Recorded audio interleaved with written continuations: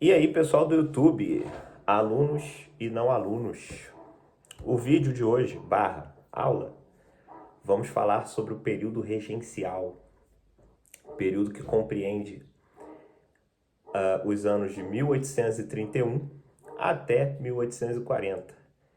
E é um período intermediário entre o primeiro reinado e o segundo reinado. Mas professor, o que aconteceu que o Brasil passou por um período regencial, né? Quando o imperador está ausente, por alguma razão, no caso aqui, Dom Pedro I abdica do seu trono em nome do seu filho primogênito, né? O Dom Pedro II. O Estado, o governo, ele obrigatoriamente tem que ser regido por alguém, né? Então, inicialmente, o Estado brasileiro, o Império Brasileiro, né?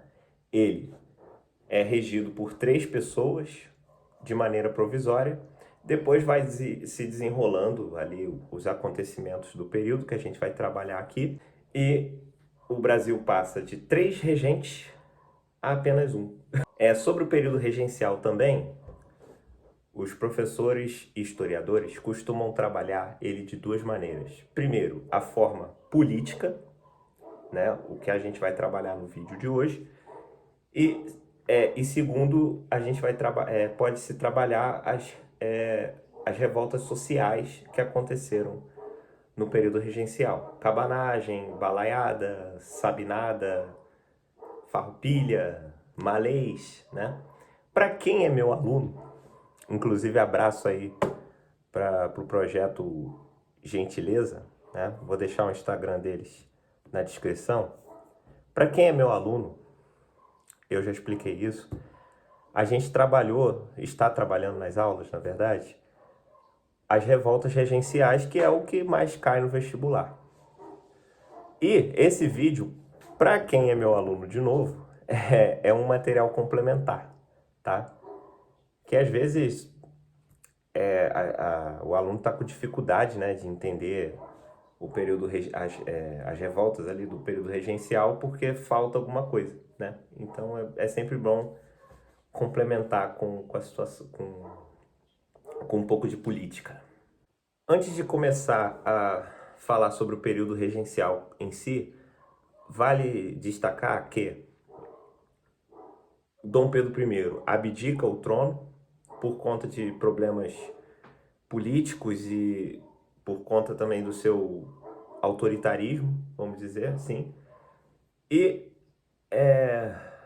ebulições sociais também estavam acontecendo, mas no ponto de vista político, existia uma disputa entre partidos já no primeiro reinado, que no período regencial vai ficar uma coisa muito mais exacerbada, levando em conta que o Estado, né, estava fragilizado por conta da abdicação do imperador, né?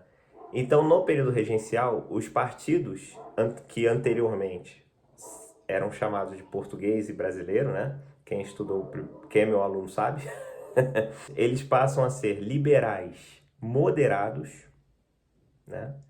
Que era a galera mais conservadora, né? Era um liberalismo mais conservador. Os liberais exaltados, esses sim eram liberais mesmo, né? Alguns defendiam até a república, né? E tinha os restauradores, que vale destacar, né? Mas é um partido bem lado B, vamos dizer assim, nessa disputa. Que os restauradores, eles, como o próprio nome já diz, queriam a volta de Dom Pedro I ao trono do Império Brasileiro, né? Aí o Dom Pedro I morre lá em Portugal, não faz o menor sentido existir esse partido, né? É por isso que eu falo que ele é um lado B. Mas a disputa mesmo estava ali entre liberais exaltados e liberais moderados, tá? E essa disputa vai pautar toda a política do período regencial, né? Que, quando se inicia, o Brasil foi governado por 3 regentes de maneira provisória, tá? é chamada de regência trina provisória. Eu vou falar o nome deles aqui. O Francisco de Lima e Silva, Nicolau Pereira de Campos Vergueiro e José Joaquim Carneiro de Campos, tá? Eram os regentes. O que eles fizeram, né? Tudo aquilo que Dom Pedro I tinha feito, vamos dizer assim, de errado e de maneira autoritária, eles consertaram, vamos dizer assim. Restituíram ministros que tinham sido demitidos pelo imperador, convocaram uma nova Assembleia Legislativa para a composição de novas leis, visto que Dom Pedro I tinha fechado, né, a Assembleia Legislativa e outorgou uma Constituição, ele mesmo fazia as leis, né? Era um governante bem absolutista, né? E uma outra medida foi anistiar presos políticos, né? Por conta do imperador ser uma figura bem autoritária, quem era contra isso acabava virando inimigo do império. Então, assim que o imperador sai e entra os regentes mais liberais, né? Essa galera inimiga do império é anistiada. Além disso, né, uma medida mais ali num ponto de vista militar, né, é afastar do exército estrangeiros que eram considerados desordeiros. Essa regência trina provisória fica por pouco tempo. Os conflitos sociais e políticos, né, as disputas partidárias ali não são resolvidas, então resolve-se criar uma regência trina permanente, tá? Eu vou colocar na tela aí para vocês o ano certinho, né, do que está acontecendo. O nome dos regentes são José da Costa Carvalho, vou colocar a fotinha dele aí, João Braulio Muniz e Francisco de Lima e Silva, tá? O mesmo regente que antes era provisório se torna permanente, né? E o que eles fizeram? A primeira medida deles foi criar um exército. Lembrando que o Brasil ele não tinha um exército fixo, né? Quando acontecia algum problema, o Império tinha que contratar um exército mercenário, né? Na verdade, não é nem mercenário, eles formavam um exército ali na hora e ia lá combater esse problema, né?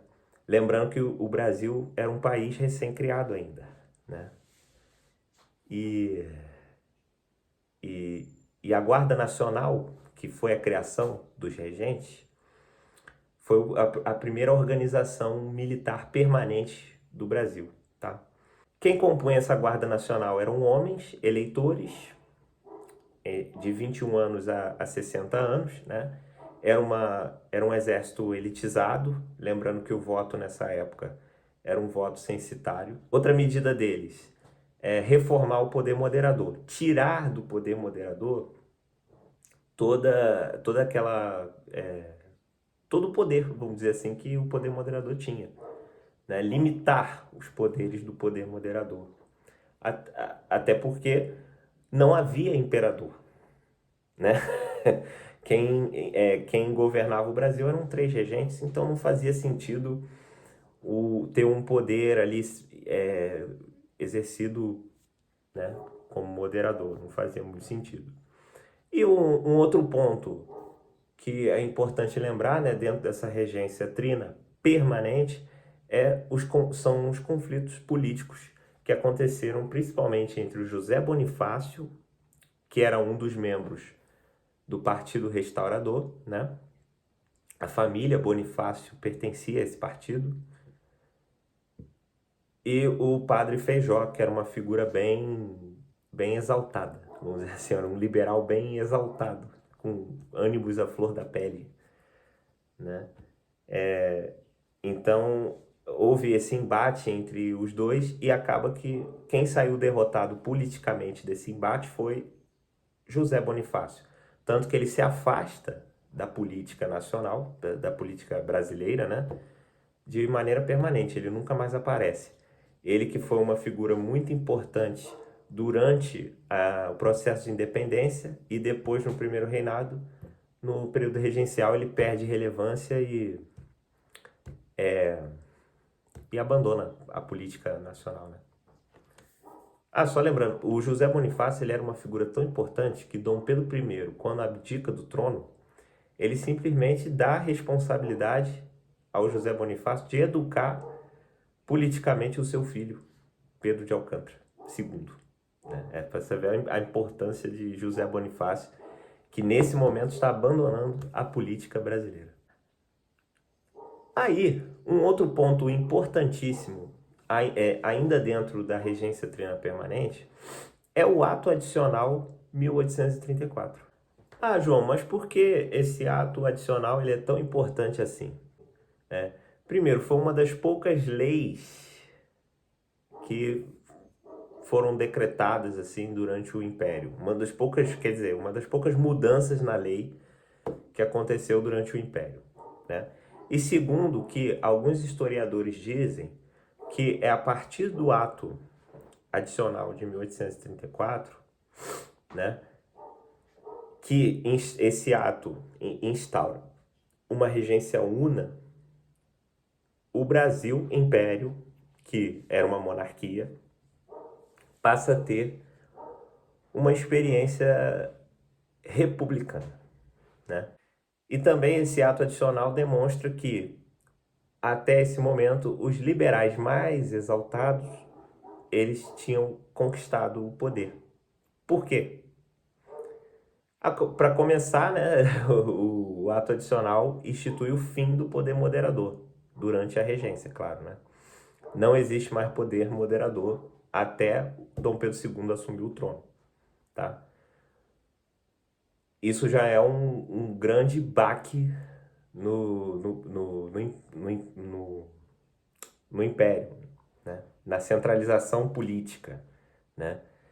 Outra coisa é o fim do Conselho de Estado, né? E uma outra coisa, aí sim os historiadores dizem que é uma experiência republicana, por quê? Onde está o fim dessa centralização política, né? O ato adicional, ele cria assembleias legislativas provinciais. É como se cada província tivesse a sua assembleia legislativa, né? Porque anteriormente as decisões eram todas tomadas no Rio de Janeiro e o poder saía do Rio de Janeiro, que era a capital, e emanava por todo o país. Agora, com o ato adicional de 1834, não. Cada província vai ter a sua autonomia, né? Vai ter o seu poder, o poder vai sendo delegado pelas províncias e tendo uma certa autonomia ali, né? Por exemplo, os presidentes de província, que hoje são os governadores, eles tinham um poder de decisão perante a sua província ali. Mas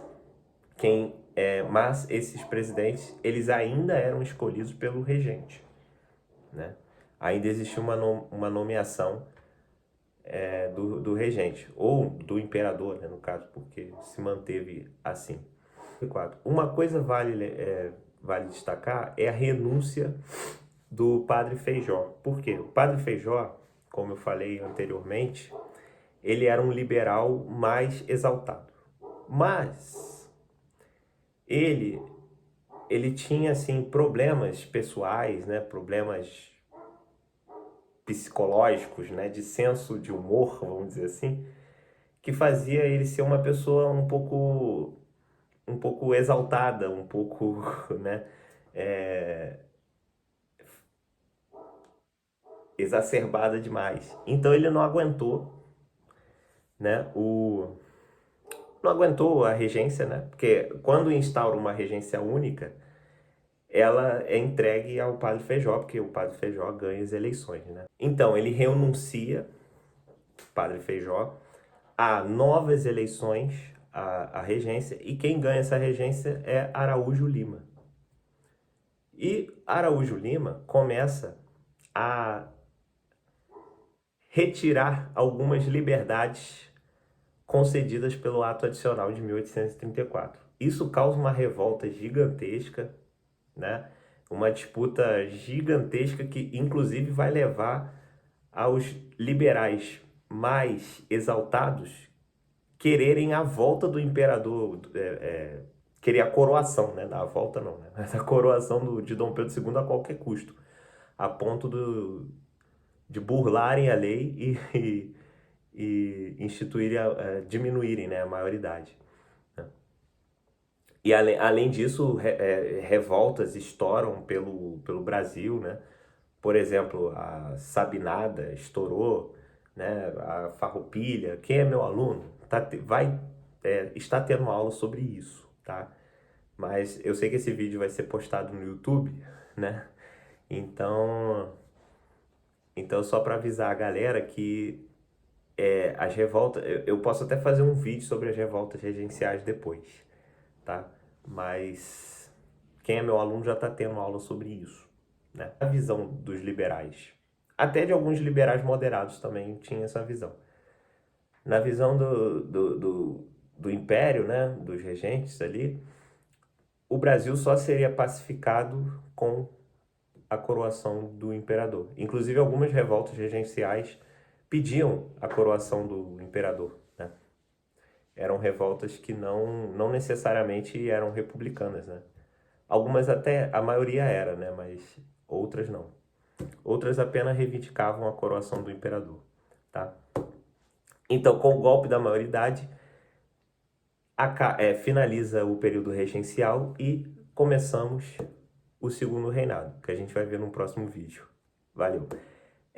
Se você gostou do vídeo, curte, deixa o like aí, compartilhe para o amiguinho que está estudando, tá?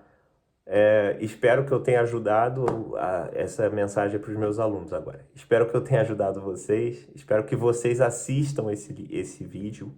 Esse vídeo foi feito especialmente para vocês, tá? Então, meu aluno, deixa o like também para ajudar o trabalho do seu professor. Tá, meu caro aluno? Valeu, galera, muito obrigado. É isso aí.